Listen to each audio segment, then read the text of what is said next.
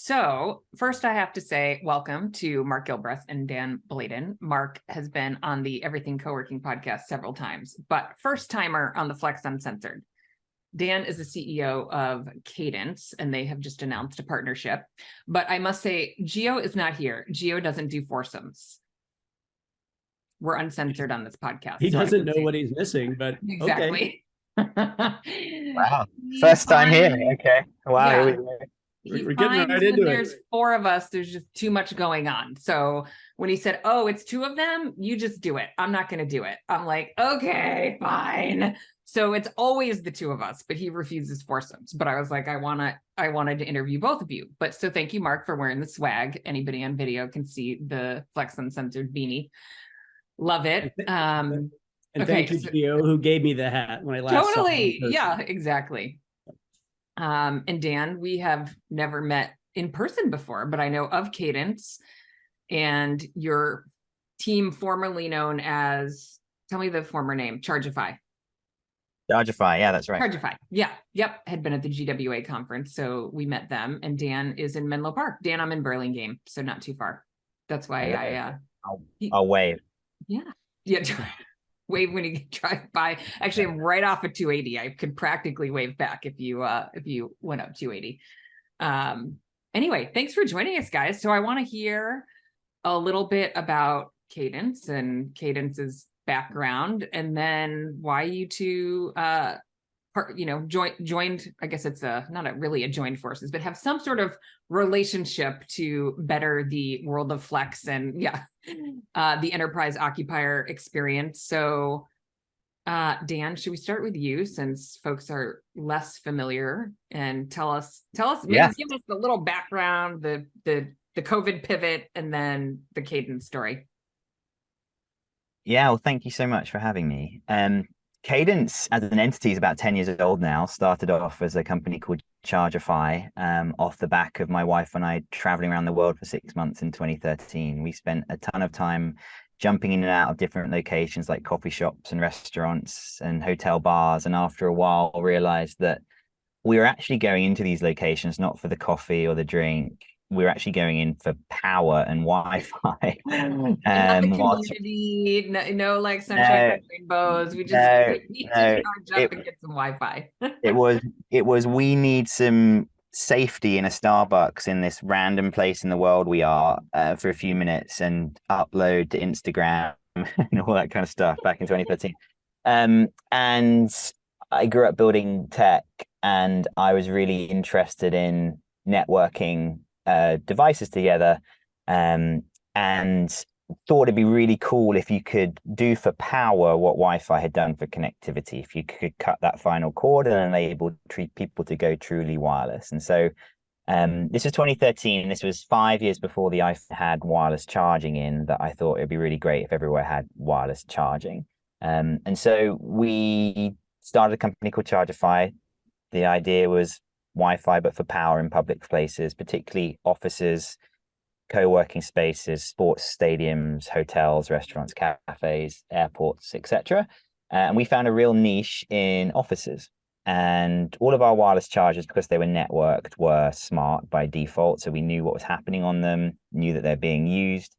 And some of our customers started using them to trigger what we referred to as a next best action. So you put your phone on a wireless charger, we'd recognize the device and the unique person using it, and then we'd trigger the next best action, which might be launching a Zoom call. It might be checking you into that meeting room. It might be checking you in this case, to the hot desk. And so we had this deployed with a bunch of customers. Accenture, for example, one of our largest customers in New York, where you put your phone on a hot desk in their Hudson Yard office and it would check you into that hot desk. And when the pandemic struck, we were talking with so this was 8 years into our business, right? And then when the pandemic struck, and we were locked in March 2020, one of our largest prospects in New York, a Fortune 50 company, said, hey, this is in May now, 2 months after lockdown. They said, hey, we're going to go from 3 buildings to 1 building in Manhattan, and we're going to reduce 49% of our desks. And Chargeify software had all of the floor plans, desk management built in, because we had these wireless chargers deployed all over these desks. Can we use Chargify to enable our hybrid workplace? And it wasn't even called hybrid then. Like Mark will remember, like it was called Flex. It was called all sorts of things. Hopefully it'll just be called Work in the next 6 months, and hybrid might go away as a term. But and we were like, that's a really large market. That is a huge total addressable market. If everybody does what this company does, and they go from 1 desk per person to 3 desks per 3 people per desk. But I was really bored by the idea, if I'm quite honest with you. I didn't want to build a desk booking company. You like hardware because it's harder, I was just I'm more interested in the moving pieces coming together to get a better outcome than I am like point shoot solutions. Okay. And and so what we were fascinated by were all the moving pieces, right? In the past, people were very predictable and spaces were very static, and now people are trying to figure out how to coordinate unpredictable people and unpredictable people. I love the sound of that. Crazy everywhere.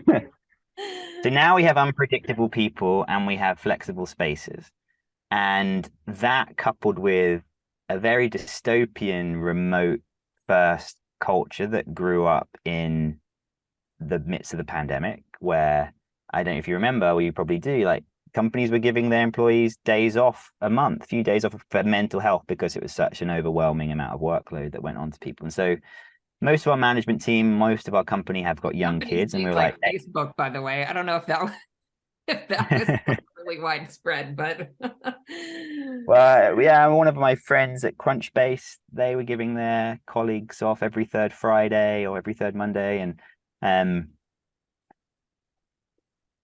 I just was like, really like, hey, is this the future of work? Like, does this couple with people's mental health? Does this couple with how fast performing companies are going to grow?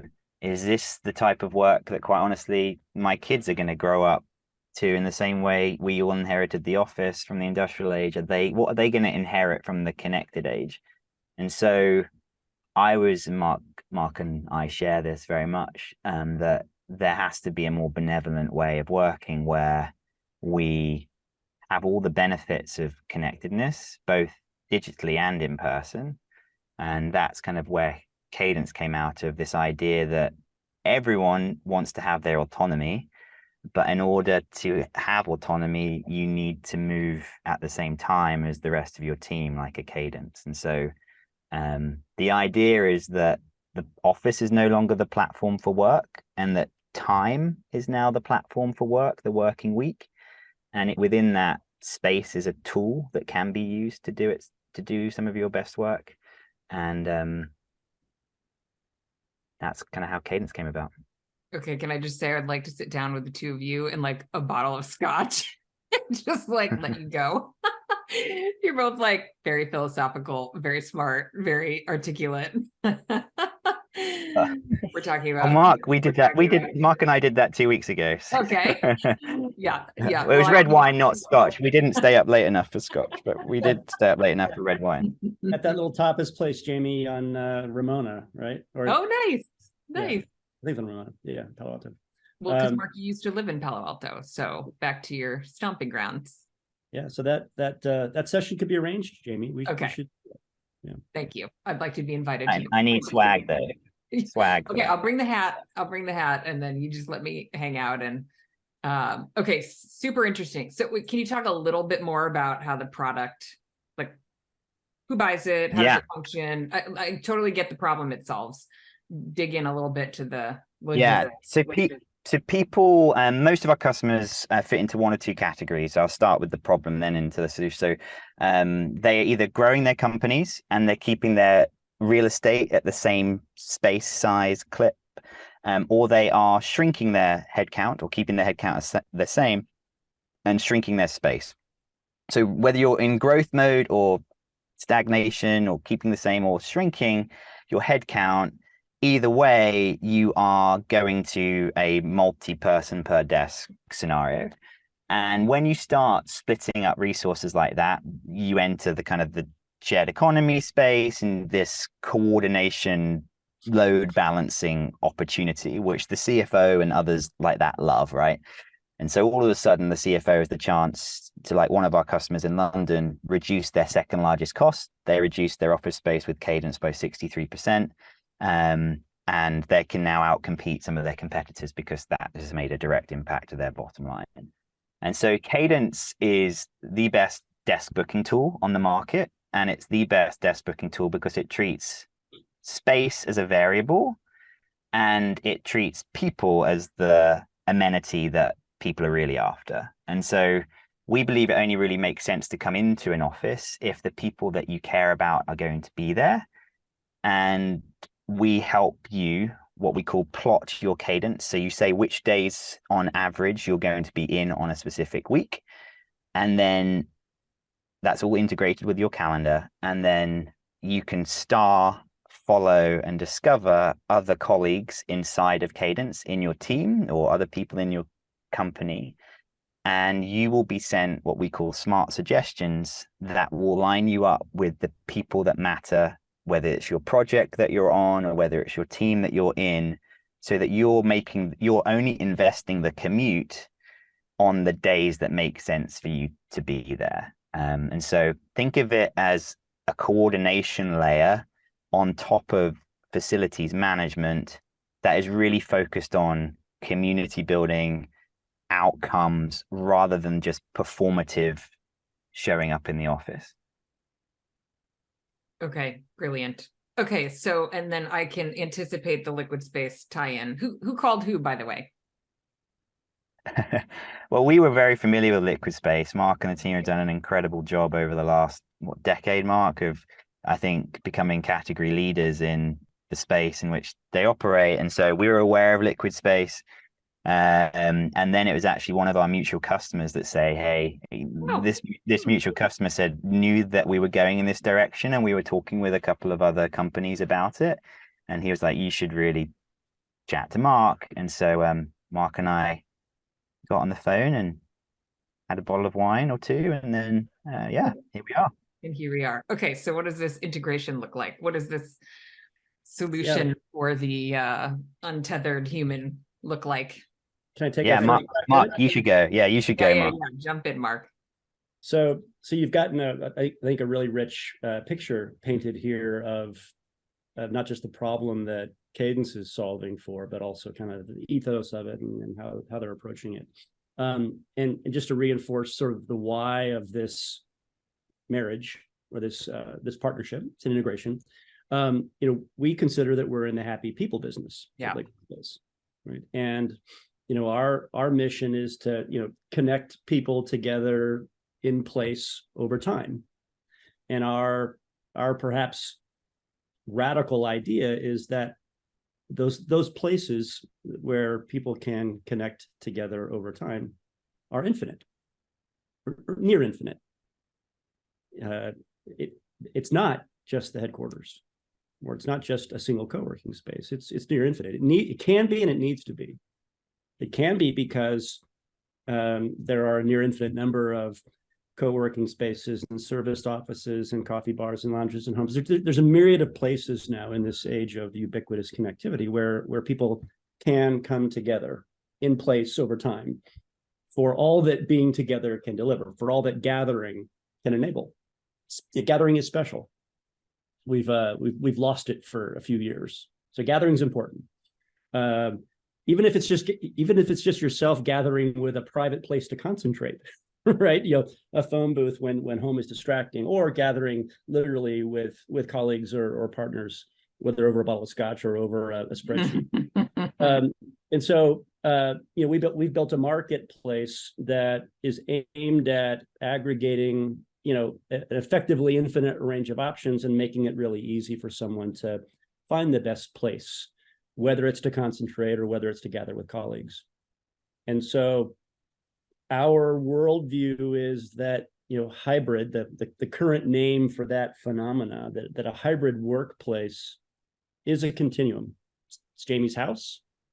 It's the co-working space 5 miles away called Canopy, or a myriad of others. It may also be a company location further afield, And Jamie, in the course of a work day or a work week or a work month or a work quarter, she's gonna frequent a mix of those things. And so with that as sort of a premise that hybrid is a continuum, the power and the exciting aspect and the draw, frankly, of us being incredibly excited about this intimate partnership with Kadence is we get to unite that continuum.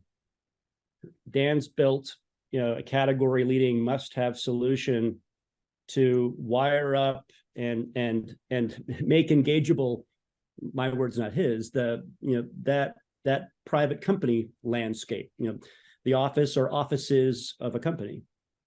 Now further powered with a coordination layer, we bring this extended continuum of flexible spaces.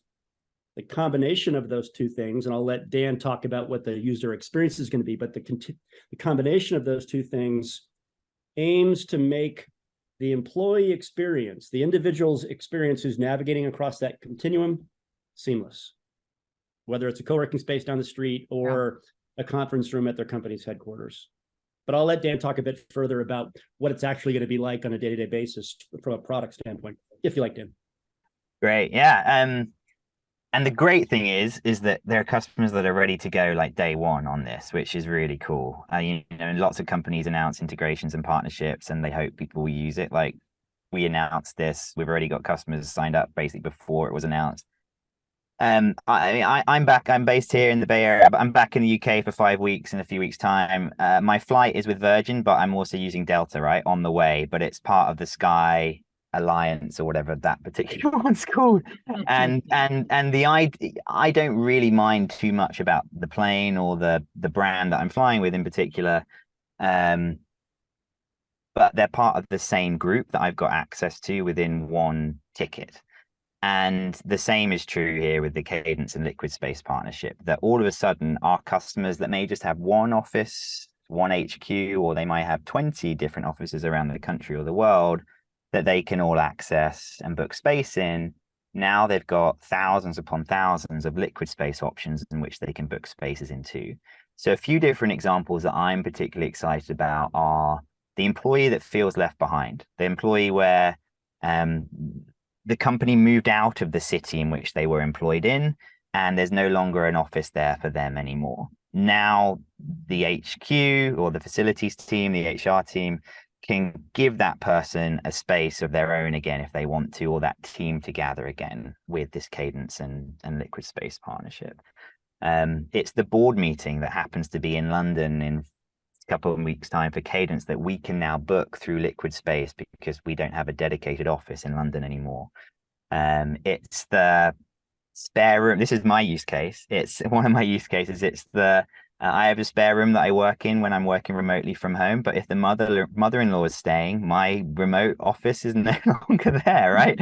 So I need a canopy to come in or a Liquidspace to come in too as well. And so it's really giving people that flexibility to be in the right place at the right time with the right people. And now that place is much more infinite than it was prior. Okay, I have a question. Oh, wait, go ahead.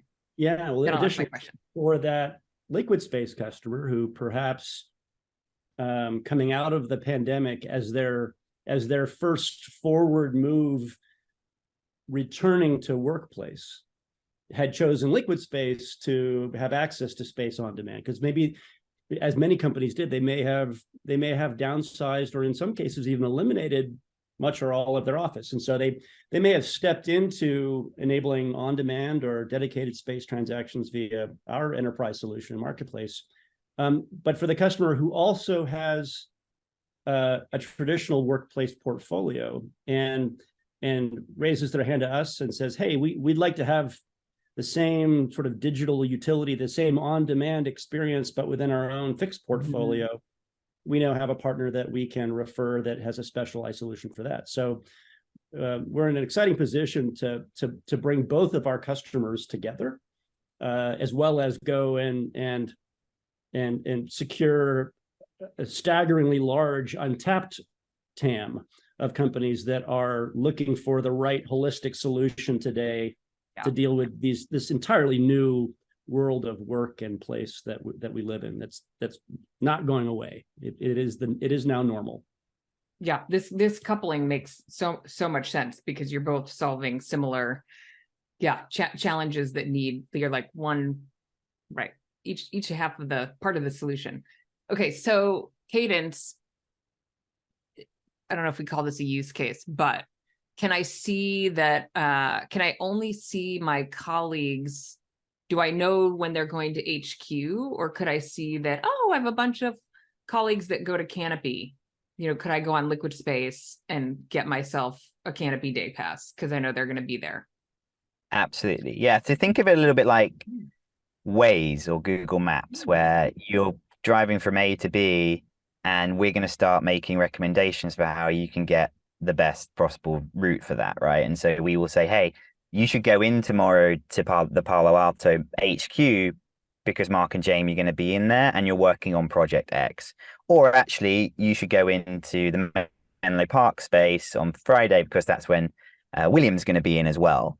Or don't go in tomorrow because everyone's just cancelled for some reason or whatever, right? And save the commute. So yeah, that's one of the kind of key use cases here. We have privacy tools as well if people want to go incognito. Okay, right. And they might just want to go in tomorrow. Yeah. They might just want to go in and put the headphones on and just get a change of scenery. Sure. Right. I'm not here to collaborate. I'm here to get shit done. Yeah. Don't follow me. I'm not having lunch with you. Exactly. So, and the goal here is that as well, people should think of it a little bit like on-premise versus cloud storage or use of compute inside of offices. There's been this decade-and-a-half journey now from on-premise to the cloud for software. There are benefits. Now we're seeing the benefits of on-prem again in software land. But there is always going to be a hybrid now of cloud and on-premise. Mm-hmm. All of a sudden, companies that have the on-premise office, right, their own dedicated office that they were limited to, now have a cloud-based equivalent solution, elastic, liquid, with the Liquidspace and Kadence partnership that allows them to flex up and down at a moment's notice. And I think one of the really interesting things as well is that there is an absolute flight to quality that's happening where people are actually downsizing their space quite considerably, but we're seeing a lot of people continuing to keep the same budget and so for many customers, having a Liquidspace space will actually be an upgrade on their existing offices as well. Yeah. It'll be I'll just underscore that it has the opportunity to be, and I think most cases will be, an enormous upgrade in terms of the human experience. Happy people, giving Jamie choice and then ensuring that the choices available to Jamie are rich, diverse, of high quality, relevant. She's going to be quite happy. Additionally, there's an enormous economic transformation, an economic win for companies. We just put out our most recent hybrid index report and did a deep dive story, sort of referring to the hybrid dividend. And this one particular Fortune 50 company has enough users in their hybrid community now for us to have done a powerful statistical compare between the unit economics of those employees that are still solely signed to this company's traditional office compared to the employee group that is operating in this choice-driven hybrid context. The cost per employee assigned to their existing traditional portfolio on a dollar per served employee day, $375 per employee per day is the real cost that this company is incurring based upon the size of the portfolio and its utilization. Their cost per served day in their hybrid program, where their employees are enabled, empowered, are providing great reviews, are enjoying this liberty, $22.65. That's crazy. Mark, I think when you were 375. last on the podcast, you were like, you had back of the envelope to that. So now you have data that We've shows. published it. It's in our, you can download it off our website. It's We'll link it to, we'll yeah. put it in the show notes. Yeah. So enormous economic win, as Dan touched on. It's the second, real estate for the vast majority of companies is the second largest outlay other than people. We are more attuned to and more concerned about the human dividend of hybrid. Yeah. The experience, the productivity, the mental health, the life work alignment, that those are precious things and they'll pay enormous dividends. That said, a lot of companies are first acting on or are fixated on the thing that's more easily quantifiable, which is, oh, I'm paying $375 per day per employee for this traditional portfolio, and it's only costing me $22 a day to enable hybrid. There's a rebalancing that's going to happen here rather quickly, which is why you see so many headlines around leasing, traditional leasing dropping, vacancies in many urban cores increasing. That's being driven by the hybrid dividend.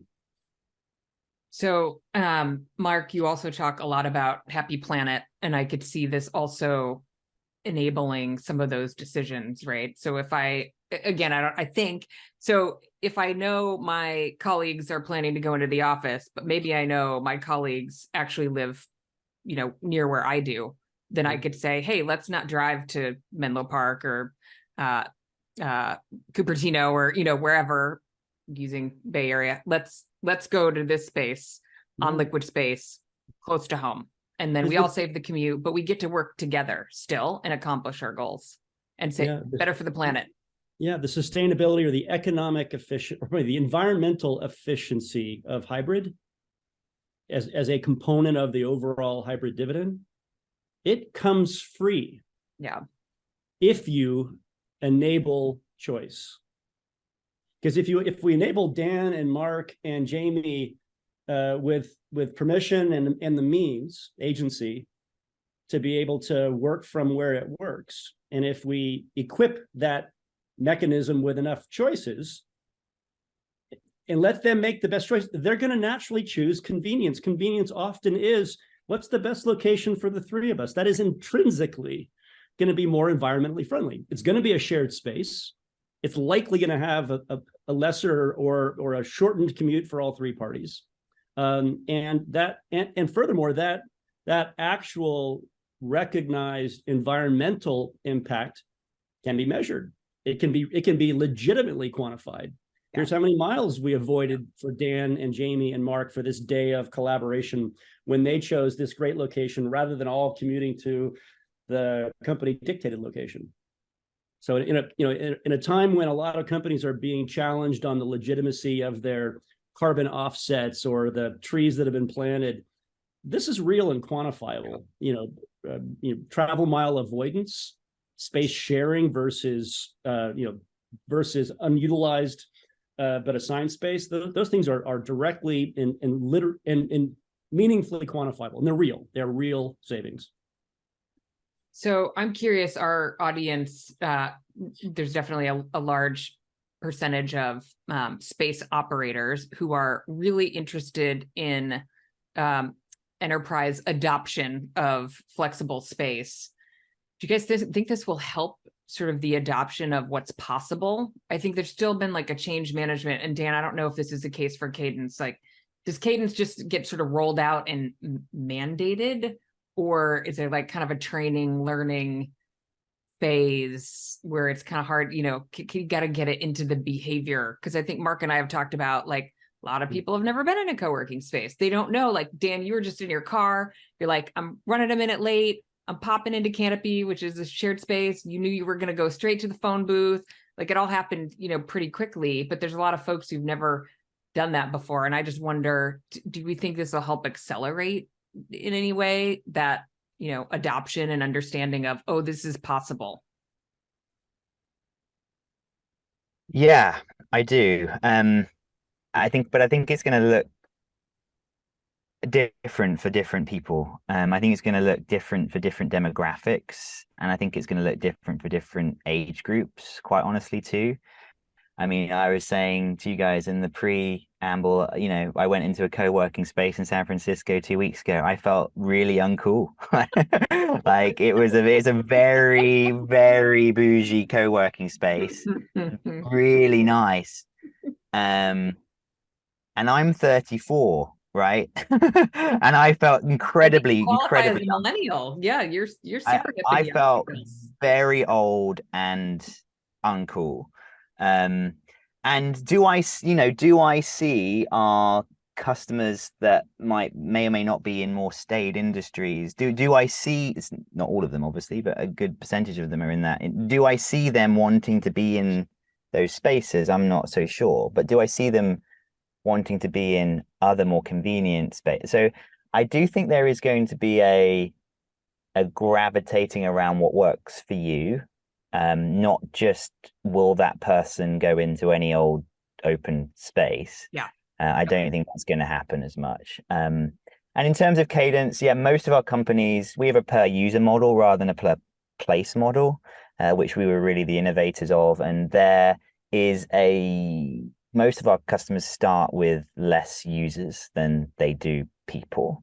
And so then they kind of grow into the rest of their user base. And there's quite a nice network effect there as people start to add others to their Kadence and vice versa. So yeah, it kind of grows quite organically inside of the company once it's in. Likewise.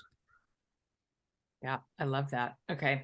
We're running out of time. Maybe I would ask both of you, since you're very philosophical, smart, and articulate, I don't know, what's really exciting 1 year from now, if I had you both back on the podcast?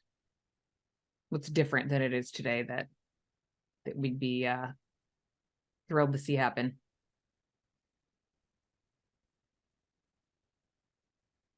Dan's thinking. He's I'll let Mark go first. There we go.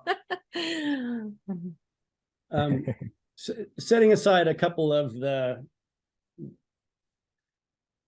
explosive sort of product things that we have in our roadmap, some of that candy. I think what's going to be so exciting about 12 months from now is really just the linear or the nonlinear continuation of the path that we're on.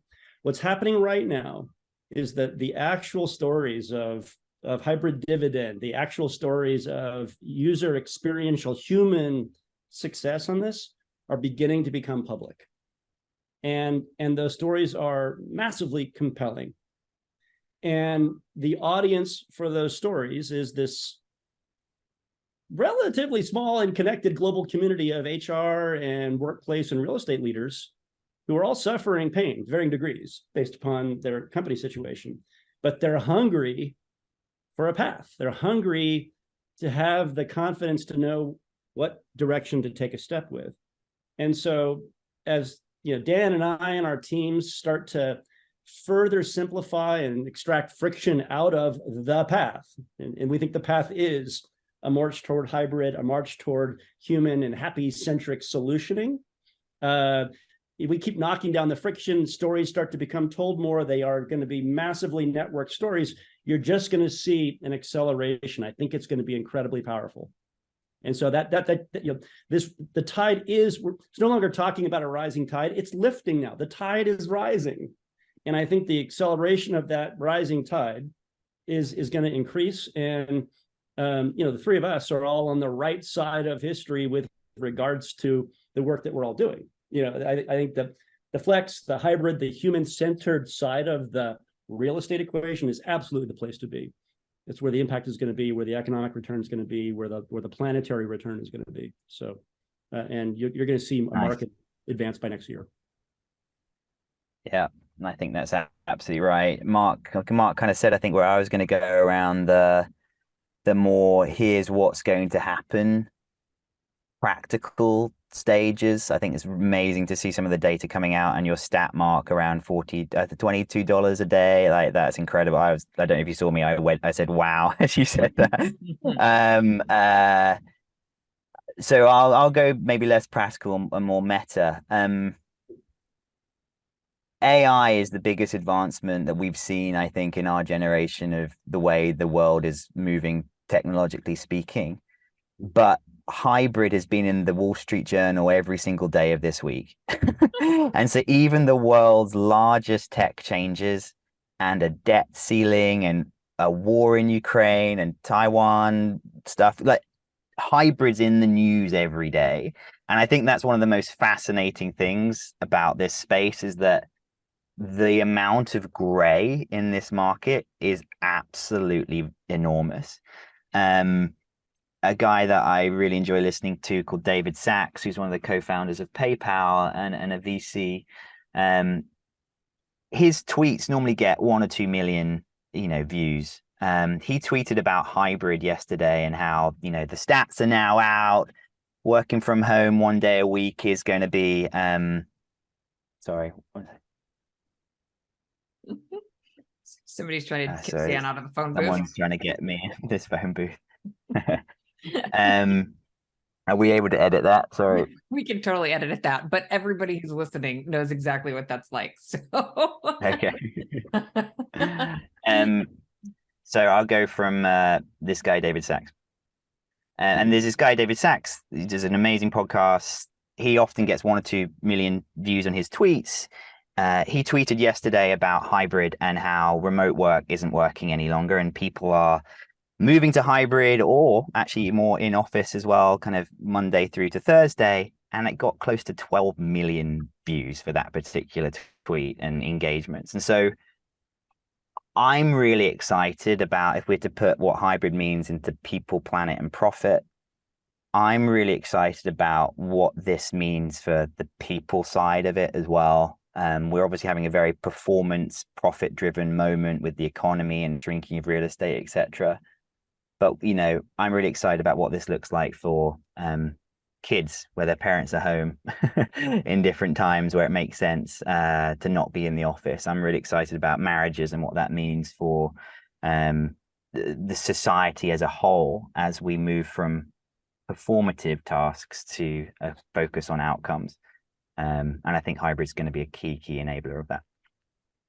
I love it. Okay. Well, Dan's getting kicked out of a phone booth and we're over time, and Dan also has an event to go to. If Gio were here, he'd ask you some sort of challenging personal question. So we might have to have you back on so we can get a little bit more uncensored.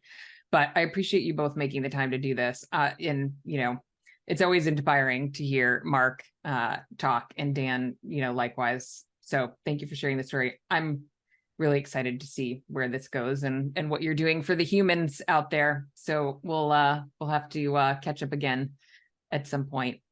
Thanks, guys. Thanks, Jamie. We appreciate you. Thank you.